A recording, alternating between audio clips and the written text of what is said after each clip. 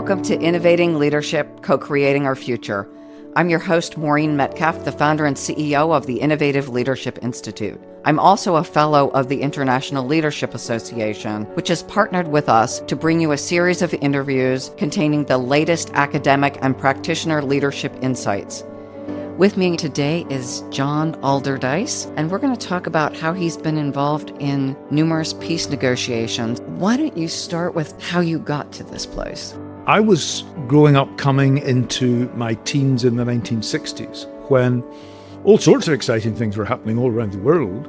But in Northern Ireland, the way this excitement and interest in civil rights, for example, was being expressed was because of the historic difficulties and divisions in Northern Ireland, and it broke down into violence.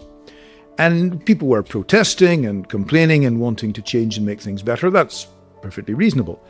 But once violence breaks out, a whole new dynamic emerges. What was striking to me was that the explanations that were around for this at the time, and as a young guy coming into my teens, I was reading political science and trying to understand it. And on all of these books were telling me that people acted in their best socioeconomic and power interests.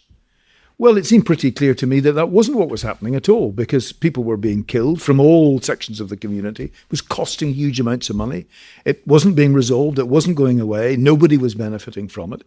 And so I thought, I need to try to find a way of understanding what's going on in my community. So I studied economics, and the same thing. We were told that people acted in their own interests, and yet observing humans, the interest they acted in seemed contrary to what I thought one would act if they were doing in their best interest. Well, that's quite true. The line that I decided to take was to explore why people might behave in self-destructive ways. Because, of course, that's what was happening. People were devoting themselves to violence, which meant not only would other people get killed, but they themselves would be injured, imprisoned, possibly killed, as would be the case with their friends and family and so on. And I thought to myself, what bunch of people have any expertise in this? And I thought, well, psychiatrists spend their lives working with people who damage themselves in all sorts of ways, not necessarily just cutting or overdosing or whatever, but in all sorts of ways in their relationships. So I went into medicine and psychiatry and psychoanalysis. And I spent quite a lot of time trying to tease out and understand what was going on with people when they behaved like that, and also how psychiatrists tried to intervene, not particularly with medication, because that wasn't going to be something you couldn't just medicate the whole community. It was obviously going to be a psychological approach of some kind. And so that's what I did. And I got involved in one of the political parties. In fact, I wrote to all the political parties that were not directly involved in violence, got their information, and there were two on the Protestant Unionist side. There was one major party on the Catholic Nationalist side that was not involved in violence at all, John Hume's SDLP. Sinn Féin was very much involved in violence, and I wasn't going to get involved with that. And then there was a party called the Alliance Party, which had been established in 1970, with the obviously absurd and impossible notion that Protestants and Catholics in Northern Ireland might be able to work together in the interests of peace and a better community. Anyway, I joined them. After a few years, I became the leader of the party.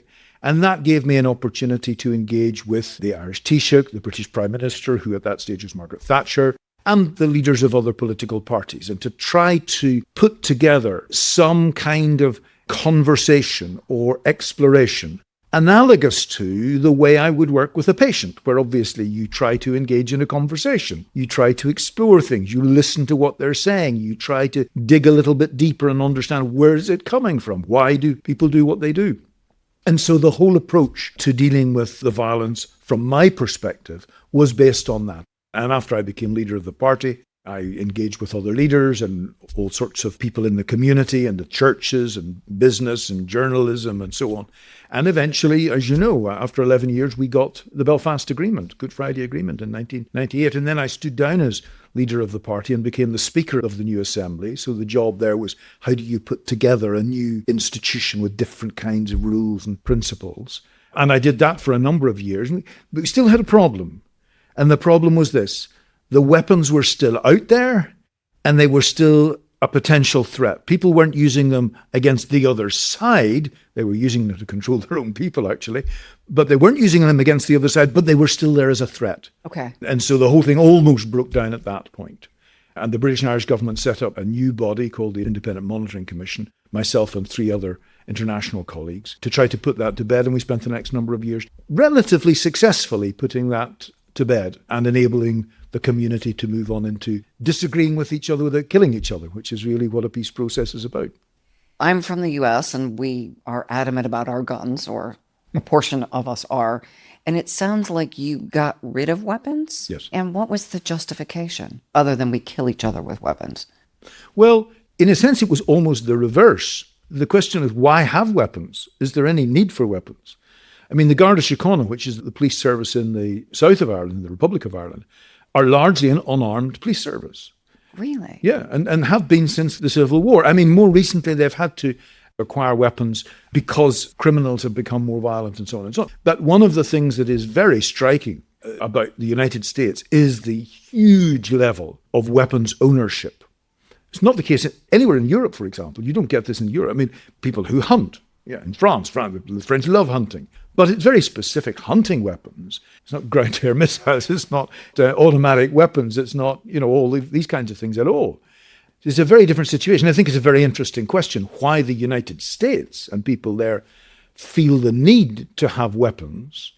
And I think it goes back a long way, actually. I think there are all sorts of things involved in it. Some of it goes back to the fact that settlers had to protect themselves because they were taking the territory of the indigenous people who didn't like it terribly much, and they had to protect themselves. And then, of course, there was also an interesting idea around in the 1600s and 1700s amongst revolutionaries of all kinds that the way to protect yourself from the power of a king or a tyrant of any description was to have civilians with weapons. And this militia would then engage itself in protecting the community against overweening power, whereas a professional army, it was argued, could be used against the people. It's an understandable argument at the time. It was an argument amongst Irish revolutionaries, actually, at that time. But of course, the world has changed a very great deal. And people in most democratic parts of the world don't see armed, full-time professional soldiers as being a threat to them. On the contrary, they see them as being protective of them against external threat. And that's one of the problems you find in the psychology of individuals and communities. Something that developed for a perfectly good reason at one time and in one context becomes a real disadvantage, indeed sometimes even very destructive in other circumstances. And I've seen that in lots of places. And that's part of your study, again, I assume, is as you look at what's productive and counterproductive for individuals, groups, societies, that as the context changes, we often don't change our thinking along with it. That's exactly right. Let me take a completely different situation. I was asked for various reasons to go out to Australia to meet with a number of First Nation people, Aboriginal people there, because they were in a terrible state. There was alcoholism, drug abuse, physical and sexual violence in the community. And no matter how much money the government put into it, it didn't get any better. In fact, the more money it put in, the worse it got. Some people were trying to ask the question, why is this? It seems completely counterintuitive. And I went and I visited a number of these people. And one of the things that was very striking was in a number of the villages, unbelievably overweight and obese the people were, to the point where they were developing all sorts of illnesses. There was one relatively small indigenous village that I went to, which had a full-time doctor for a few hundred people. In fact, it had a renal dialysis unit for a few hundred people because they were so obese that they were having all sorts of renal problems and other problems, diabetes, blood pressure, and so on and so on. And I tried to think about why this was. And as I explored it, the picture that emerged for me was something like this. It's a pretty tough life in the Australian bush. Not much water, not much to eat.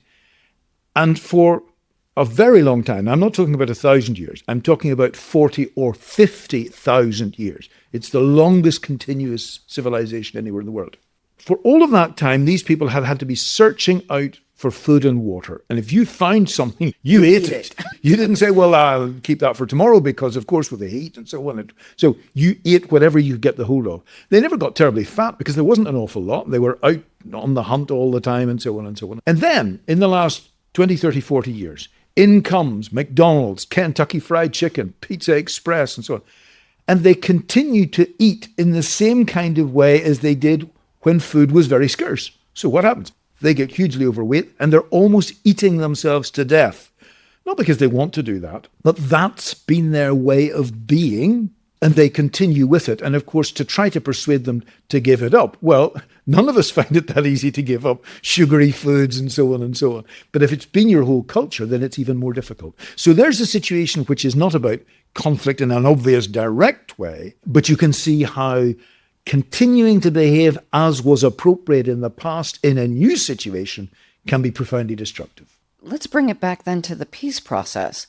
How do you help people to truly act in what is currently their best interest when their current life or heritage for 40,000 years has programmed them differently? The first thing to do is to engage with people by listening to them. And this is not usually what happens. Usually people come into a situation of conflict. The first thing they do is they generally identify with one side of the conflict and they try to promote them and put the other ones down. And of course, what does that mean? That means you are now part of the conflict. You're not part of the solution. You're simply part of the conflict. You're backing one side against another. So that's one problem. The second problem is that people come in and they have in their minds that they know what the problem is and it should be this and this and this. I remember meeting up with a rather elderly Jewish Israeli. He had been very much involved in setting up the kibbutzim. And I met him in the one that he had set up. Beautiful sunny day. And I was there with 2 or 3 colleagues. And I said, tell us, what's all of this been about? You set this kibbutz up and tell us about that. So he started to talk. And he talked and he talked and he talked. And after about a couple of hours of us sitting, listening to him, he said, you haven't told me what to do. I said, I have no idea what you should do. I'm here to listen, to try to understand. I don't know what you should do. And he said, nobody ever comes here without telling us what to do. And then he said, you're a psychiatrist, aren't you? And I said, yes, that's right. Well, he says, I suppose that's why you're listening to me. But he says, you know what? I don't care because at least you're listening to me. And that's not usually what happens. So the second thing is to just listen to people and try to draw them out. The third element of that was remarked to me not very long ago by a very good friend who'd been a psychoanalyst for many, many years. And he'd written a lot of books and he'd done a lot of work. And I said, Ed, name's Ed Shapiro. I said, Ed, can you sum up in a few words what you've learned? Oh, yes, he said. What I've learned is that when I meet somebody with whom I profoundly disagree, the main question for me is, what is this person with whom I disagree about? Not what are they wrong about? That takes no time at all. What are they right about? And that's a real challenge because you have to really start. So wait a minute. He or she must feel really passionately about whatever it is because they're going against the grain. They may well be acting not in their best obvious socioeconomic interests, but they're committing themselves to this. There must be a really strong reason for this. And I suppose the final thing at this stage that I would say is that when you've got a conflict, the key question is not who are the good guys and who are the bad guys. The key question is, why do these people have a disturbed relationship? And it's a disturbed historic relationship, because if you've been asked to come, it's not because it started yesterday. It's been going on a long time. It hasn't been resolved. And so when you're looking at, you say, I need to understand the relationship, not this side and this side, but the relationship. And very often the relationship's not just between those two people there, but the external stakeholders, the external sets of relationships that they have. And of course, I saw that, for example, dealing with young people, mainly young women with eating disorders. And what you quickly discovered was you would never get anywhere with them unless you started engaging with their family and understanding what was going on, because they were presenting really actually as a symptom of a family system problem rather than that they themselves were the problem. Although, of course, the family would tell you they were the only problem that the family had, but they're not. And that's what would emerge. I've seen the same thing with drug addiction. Yes. That holistic treatment programs bring the family in. And to your point, here's a child who's suffering. I realize there are a lot of complex situations, so I don't want to say that every child who has addiction issues have family problems. And yet often when we look systemically, there were issues. This whole business of looking systemically, I think, is extremely important. And part of the training that I did in psychiatry was not just in individual psychoanalysis, but it was in group analysis and in family therapy. And This was extremely helpful to me as I began to try to apply these ideas in Northern Ireland, because I began to see Northern Ireland as the child of a disturbed relationship between Britain and Ireland. And if you brought British Prime Minister and Irish Taoiseach together, or senior ministers or civil servants, they would say to you, we could sit down, have a cup of tea and have this sorted out in no time at all. But of course it wasn't true. The Irish Constitution claimed jurisdiction over part of the United Kingdom. Now, nobody was going to be sending in the military, but the idea that there was no dispute was just absurd. And of course, it was a profound historic dispute. So what was important was not just to work at bringing people together from the two sides in Northern Ireland, and indeed between North and South in Ireland, but you had to bring Britain and Ireland together as well to explore these things. There were other important relationships with Europe, the United States, and so on. But these were the three, if you like, essential disturbed historic relationships. And so the peace process developed with three strands. One to address each of these historic relationships.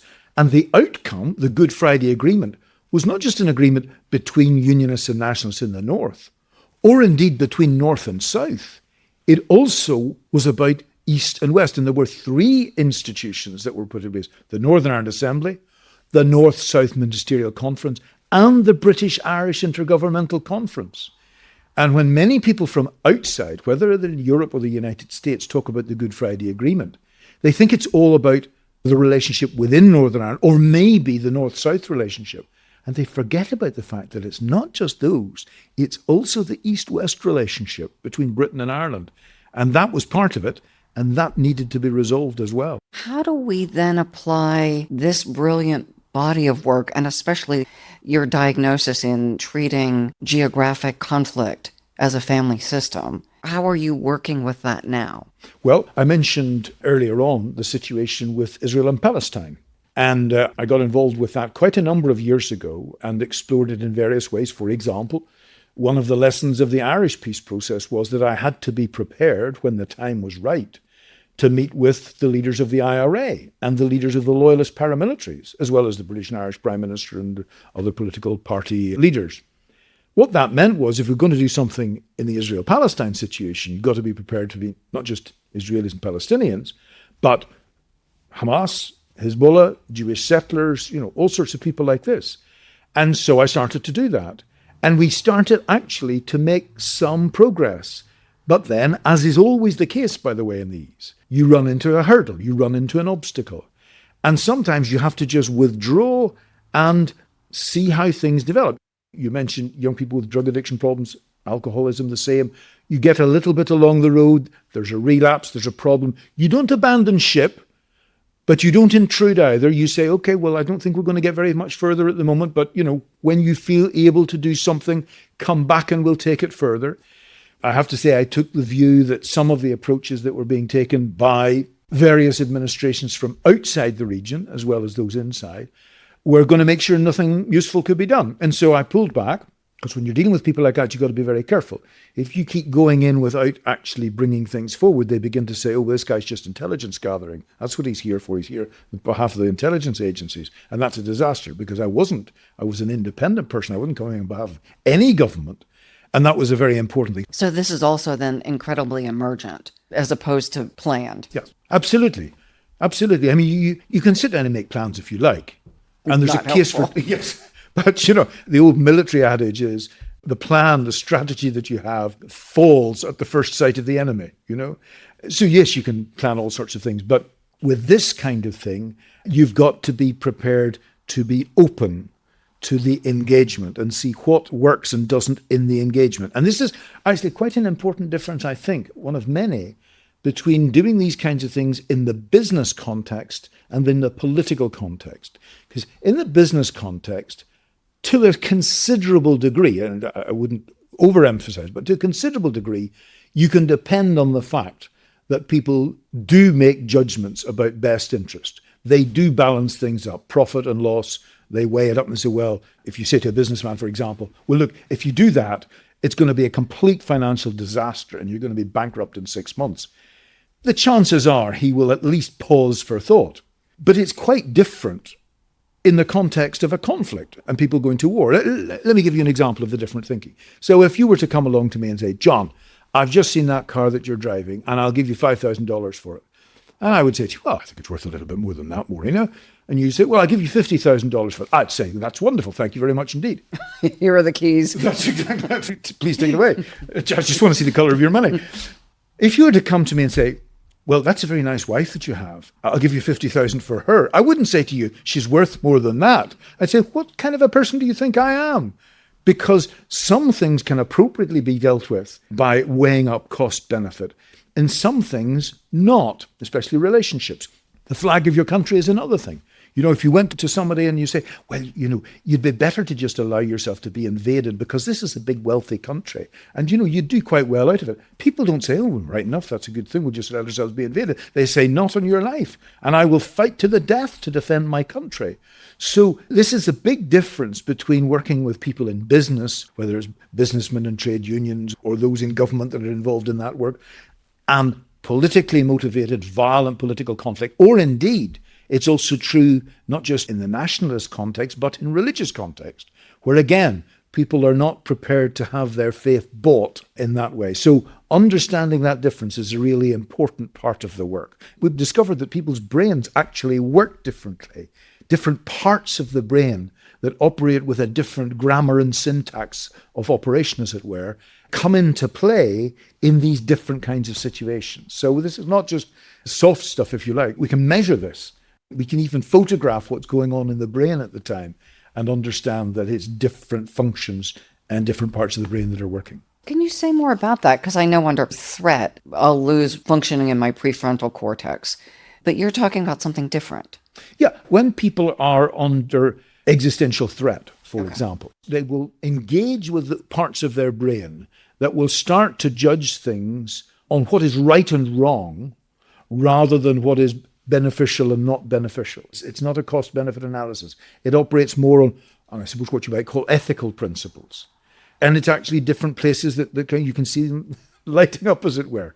That's quite true. I mean, the whole business of the way our brains function is incredibly complex. And indeed, you were talking earlier on about things being emergent. They are complex. They're not just complicated.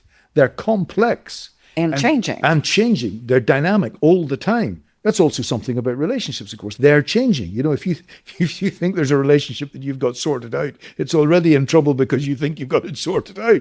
These are dynamic things. And of course, this was one of the problems with the Good Friday Agreement. We got it more than 20 years ago.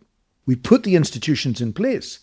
And then particularly those outside Northern Ireland, for example, British and Irish governments, for years, they didn't meet at a senior level, even though the British-Irish Intergovernmental Conference had been put into place by the Good Friday Agreement. They thought, oh, we don't need to. It's all fine. We're busy doing other things. What happened, of course? It all went awry. We had Brexit. We had deep misunderstandings arise. The North-South thing stopped working as well. And, of course, the Northern Ireland Assembly itself got into difficulties. So you can't, with any of these things, just allow them to drift with the assumption that it's all going to be fine. That is true also of any human relationship. Absolutely right. And for anyone who's listening who's been married, they hit bumps. Absolutely. And with your kids and them growing up, and they're changing even more rapidly because they're maturing as well as experiencing all the internal and external changes. And so all the time you've got to engage with them. And engaging with children at one stage and at a different stage is quite a different thing. Some people think it's great whenever they're babies, when they get to be adolescents, they tear their hair out. And some people, believe it or not, are the other way around. But all of us, if we're bringing up children, have to be prepared to engage with them in different ways at different times and continue to be there. Otherwise, as you say, things go awry. They're dynamic things. And that is a consistency in the business community then. When we hire someone in many organizations, we're making a commitment to them, to the ethical interchange of, I pay you to do work. I also have some commitment to make decisions that allow you to stay employed for the most part. And again, I realize that's a much more complicated situation. But I think it's very important that you point out that it's not just an instrumental engagement, because sometimes it gets thought of in that kind of way. And the truth of it is, if you're going to be a successful leader in business, you've got to be concerned about these other human beings that you're engaging with. And of course, some people get off with not doing that. They don't care about people. They take them on, they throw them off again. And indeed, there are even some professions that have tended to become like that. I just don't believe it's a good way to be. And I don't think that in the long run, it actually is beneficial in a meaningful human way. Yeah, sometimes people can make a whole load of money. But I saw as many people with money who were miserable as a psychiatrist as I did those people who did not have money and who were miserable. At least the people who did not have the money and were miserable could look to the possibility of being less miserable if they got some money. What was really a problem was the people who thought they had everything and were, well, in some cases even suicidal. And that was much more difficult for them to see that there was another way, because they actually had to let go of the attachment to money and make an attachment to relationships. And that was quite challenging for them. So it's a shift in meaning making. It is. It's not just meaning in the sense of my cognitive operation. It's about how I engage in a feeling way with others who have their feelings, not just on a bilateral basis, but as part of a community of people, large or small, with its history, with its way of being, and with its hopes and fears for the future.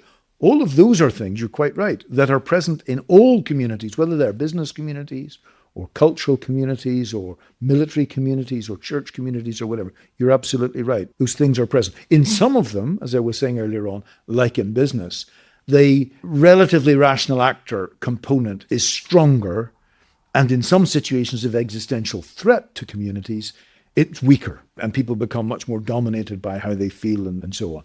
These two aspects of us are always present, but sometimes one is a lot stronger than the other. When I assume one of the reasons it becomes stronger when I feel safe and secure in my being and in my enterprise's being, then I tend to be more rational. When I feel under threat, and specifically existential threat, either myself or my organization or both, I'm going to become more dogmatic, have fewer options. That's when I can behave against my self-interest. I think that's exactly right. And we see it all over the place. In fact, at the moment, we see it globally because people are reacting to the development of technology, to the geopolitical change, to the climate crisis. People look at those things and they're very frightening. And they genuinely are. They're not just, I'm an anxious person, so I'm frightened. These are genuine threats to our survival as a species. And so, of course, in that context, what do we see? We see deepening polarization, greater fundamentalism, more extreme nationalism, countries behaving less in what we would calmly and coolly judge to be their best interests, and responding in ways which are ultimately extremely dangerous. And that's one of the concerns that I and many of my colleagues have at present, is that we're in this frightening place, genuinely frightening place, and the leadership that is being offered is being caught up in the crisis rather than being able to understand the crisis, put its arms around people and say, yeah, it's very difficult and problematic, but let's just sit down and work our way through this and we'll try to do that together. Instead of that, what's happening is we're back into polarizing again at the global level. Even the United Nations is unable to get decisions through the Security Council because it's so polarized. So we're not in a good place at the moment. And that makes it all the more important that we try to work with these things and understand them and engage with them. I had a conversation this morning with a colleague who is writing a book with someone who went on one of the spaceships. She's with NASA. And the change that happens when you look down and see the Earth as an interconnected single system. It's not my continent and your continent or my faction or religion or whatever. We are living in a shared ecosystem, which is unavoidable. And yet, unless I see from that set of eyes, it's easy to get caught up in win-lose, I want your stuff, and you want my stuff, and we're going to pull each other's arms off. Let me give you an example of that from the Irish context. When John Hume, who sadly died not very long ago, when he started to engage with the IRA, he said to them, what do you want? And he's coming from a nationalist perspective himself. And the IRA said to him, well, we want a united Ireland. And he said, well, look at the map. It is one island. How are you going to unite it? They said, yes, but there's a border. What the border tells you is that the people who live on that single island cannot agree how to share the land. And they said, yes, but it's because of the British. The British are interfering. He said, okay, so if we were to go and talk to the British government And the British government was to say, we no longer have any selfish strategic or economic interest. Whatever it was in the past, our only interest now is in getting a peace outcome to this. Would that make a difference? They said, well, it probably would, but they'll never do it. And so he went to the British government, and the British government did exactly that. They said, look, whatever the past, the situation now is this. We no longer have any selfish strategic or economic interest, and therefore we're prepared to do whatever's necessary to get peace. That changed the whole dynamic because it became possible to take that helicopter or spaceship view that you were describing, look down at the thing, not as we're on this side and they're on that side, or somebody else is to blame, but look down and say, well, look, how do we in this island and in this little archipelago of islands off the west of Europe, how do we find a way of living together with our disagreements, with our different cultures and different attitudes, but find a way of living together without killing each other? What's most interesting to you right now? There are others that I'm involved with as well in Latin America and other parts of the world. And what's striking about it is there are all sorts of differences, but it's all about people. It's all about people and communities and their relationships and the way that history has disrupted their relationships. And so what's interesting for me, and I suppose what I spend a lot of my time thinking about, is how do we understand this and help others to understand it and grasp hold of it? Because one of the difficulties is that even if you do understand something, to help the person engage with it is quite a challenge. You know, we'll find this with patients. You listen to the patient, you maybe listen to the family, you come to an understanding of what it is that's going on, but there's no point in just giving the patient a copy of a book and saying, if you read that, you'll find page 54 has you written all over it. You just do that and you'll be absolutely fine. The person say, you're mad. And they'd be right. What you have to do is engage in a relationship with them that helps to take them to another place, another way of understanding things. That's difficult at an individual level. It's much more difficult at a communal level. And that's one of the big challenges of the moment. How do you make those changes? And we've tried various things. We've tried liberal democracy. We've tried the rule of law and human rights. These things have been helpful to some extent, but many young people are losing patience and conviction about them. And so I think we're at a point now where we need to deepen our understanding and go beyond where we've been working at for quite some time. So for the last few hundred years, we've been operating from the Reformation, the Enlightenment, and so on. But I think now we've come to a point with all the kind of major changes that I mentioned earlier on, where we actually have to take our thinking forward.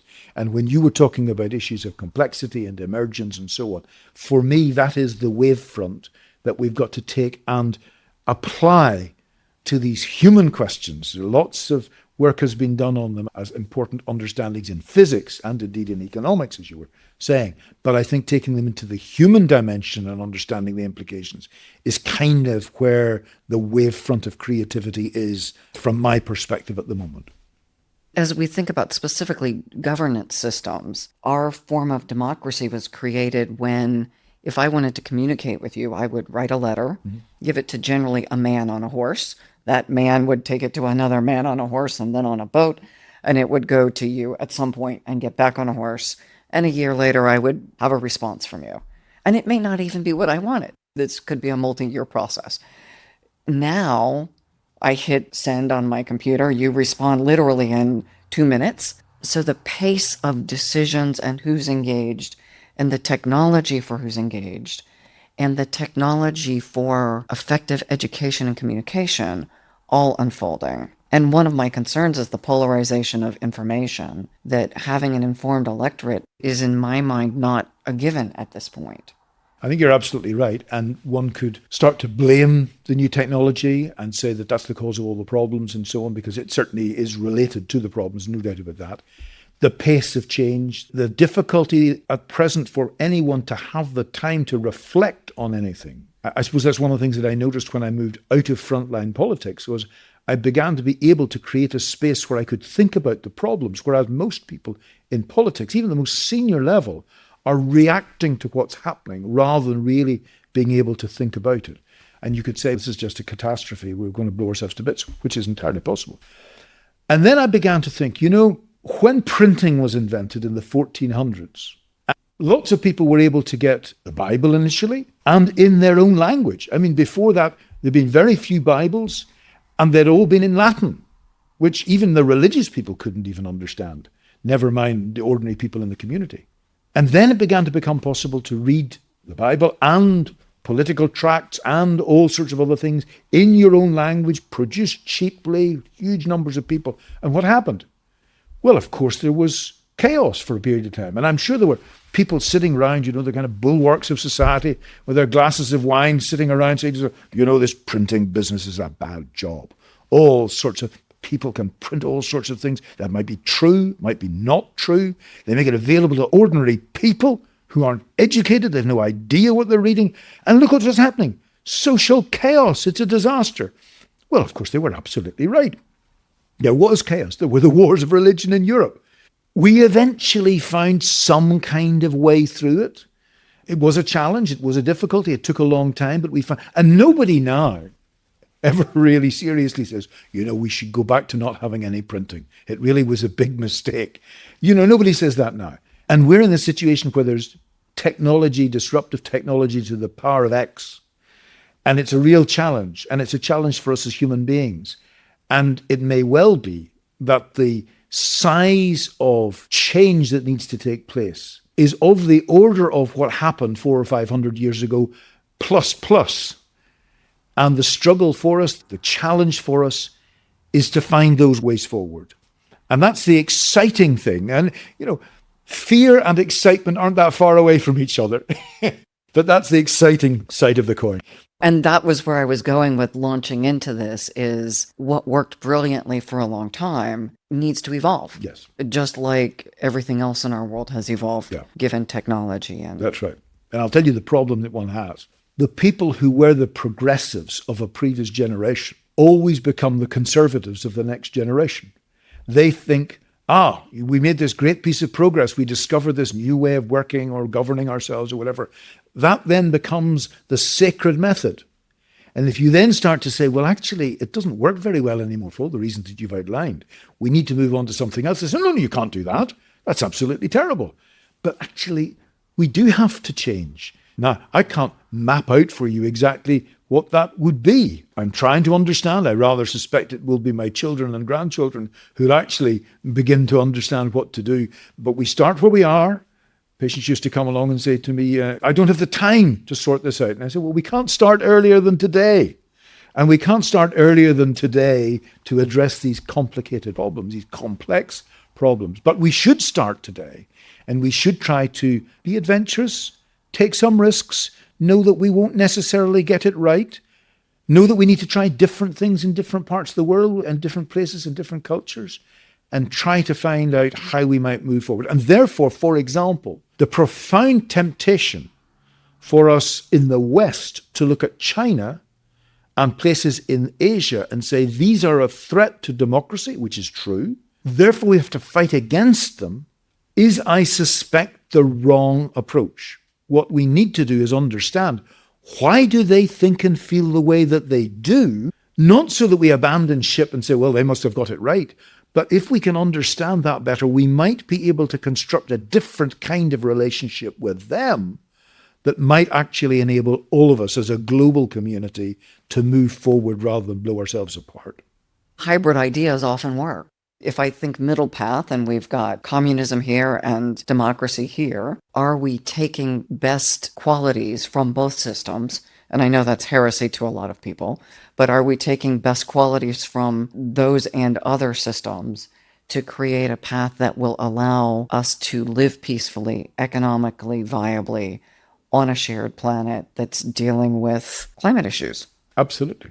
That's exactly right. And all the other issues that we're trying to deal with, many of which don't seem to have any kind of obvious solution at all. I often think, and I've said it quite frequently to colleagues, if at the end of the Cold War, we in the West had turned to the Soviet Union that was breaking down and said to the leadership there, look, this is wonderful. We have a whole new opportunity to build a different kind of world together, but we cannot do it without you. We need to engage with this thing together. That's not what we said. What we said was, your system was rubbish. Your system failed. It was a disaster. You have to take our system and implement it in your part of the world. That's the only thing that's going to work. And what happened? It was a disaster. It didn't work at all. And we end up now split again into what is at best a Cold War and could become a hot war, and not just on one front, but on more than one front. We need to learn from that. That was a big strategic and human mistake of catastrophic proportions. And we need to try to learn from that and realize none of us have the answer to all these questions. All of us have experiences of the past which we want to learn from and escape from.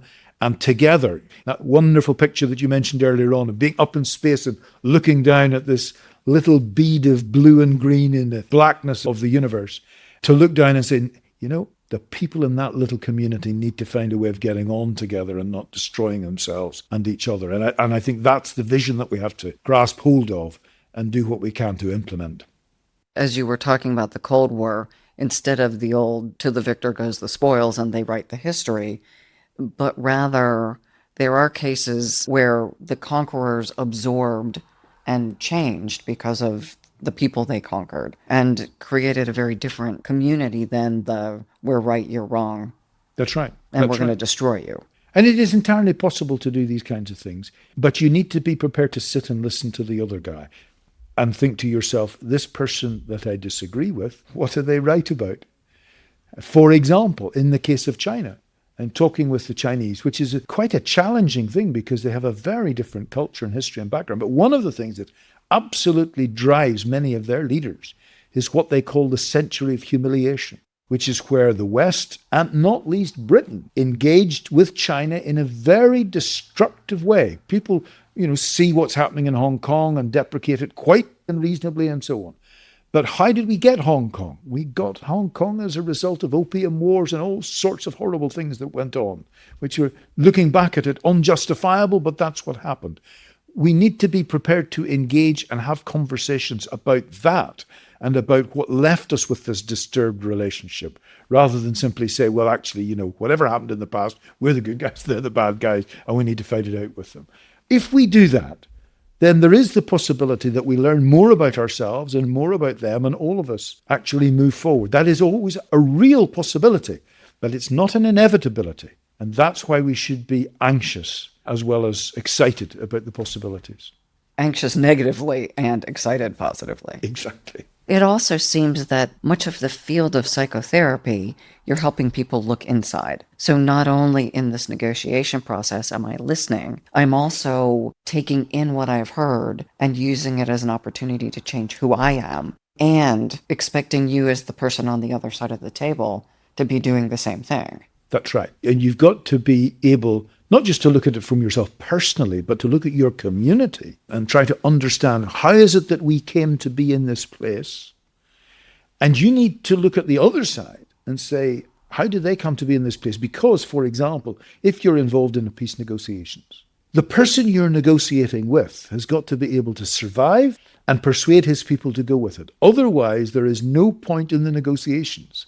Unless they can live with it, unless they can go with it, it's nugatory. It's not going to achieve the end of the conflict at all. You've got to understand, well, what can I bring my people along to accept? But you've also got to think about what the other side need to be able to do to bring their people along. In that sense, there's a similar challenge. People will sometimes say, well, I can't engage with those people. It's a moral question. They were terrible. They killed people. They ran a terrorist campaign. They did all sorts of terrible things. And I say, you're right. Absolutely. There is a moral question, but it's a much bigger moral question than you're talking about. Because if you don't engage with them. Yes, because the moral question is this: do I abandon those in my past who suffered and died, and therefore I don't get an agreement? Or do I abandon the next generation? Do I abandon my children and my grandchildren? And if that's the choice, then for me it's clear. With regret, I have to let go of the past. Not forget about it, but not be bound to it, in order that my children and grandchildren have a prospect. Because that's actually, in the end, the moral choice I think I have to make.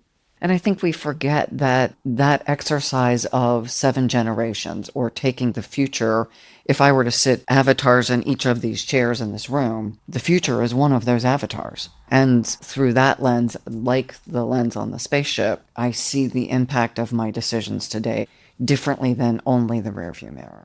You're absolutely right. It's something my wife and I have talked about from time to time. how many people we come across who don't seem to have it in their minds, how will the future look at me?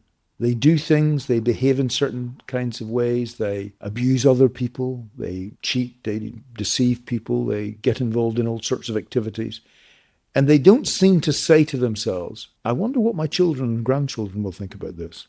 And yet, for me, that really is a very, very important question. How will my grandchildren think of me and feel about what I have done? Life is a short-term business, but the life of our community isn't, we hope. It's something that continues on. And so you're absolutely right to make that observation and to think about, in that chair over there is sitting my great-granddaughter. What does she think about what I'm doing at present? Politicians do often think, male politicians, for example, what would my mother think about this? I remember taking a leading member of Sinn Féin, who actually was a leading member of the IRA, taking him to a dinner with other politicians in the House of Lords, which of course was anathema almost, and he stopped at the door. And I said, what's wrong? He says, I'm just thinking, what would my mother think if she knew where I was now? And I said, if she knew where you were, she'd want to be here for dinner as well. He said, I think you might well be right. But we often think about what the previous generation might think of us. What's far more important is what the next generation might think of us. And when we think in that kind of way, I think it's a salutary indicator. I'd like to ask, for all of our listeners, what would you like them to take away from this conversation? Because some of them will be in these rooms. Either they are now or they will be over the next decades as people who are sitting on one side of the table or the other, or will be impacted by choosing to look in the rear, the forward, or find a way to bring our heritage into inform but not bind us as we go forward. I think what's important is to realize the person you're engaging with is a human being who has their wishes, their fears, their needs, and their families and communities. And so it's not just a question of what I want for me or what they want for them. It is how we can construct a new set of relationships in which all of us can bring our different approaches. It's about a pluralist approach to society, really, because there is no fundamental agreement on the good, except in some very fundamental human senses. You should do no murder. You shouldn't steal or lie. You should pay respect. These are fundamentals. But many of the other things that we talk about as moral issues are social issues that come and go. And if we can grasp the things that are really important about relationships, see them in the person on the other side of the table, as well as the families and friends that we have, and engage to create a better future where all of us have the chance to make the choices we want to and still live together, whether it's in business, in politics, or in our own personal and family lives. It seems to me that those are the kind of principles that are important.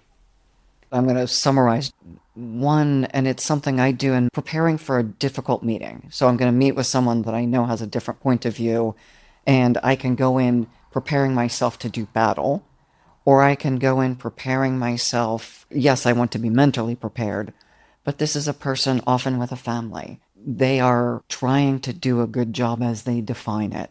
Someone chose to hire them. Someone probably chose to marry them. This person has good qualities.